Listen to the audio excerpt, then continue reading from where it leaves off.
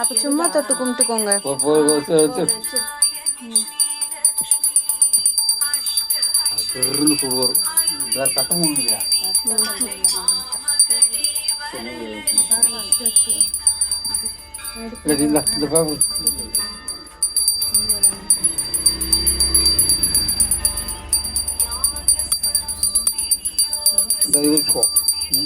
ஐயோ அதில் வச்ச பேப்பரு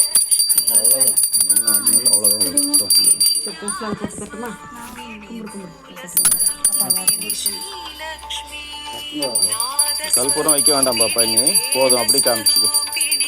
சூடாக இருந்ததுன்னா அப்படியே தொட்டு கும்பிட்டுக்கு போதும். இது அது முடியுது.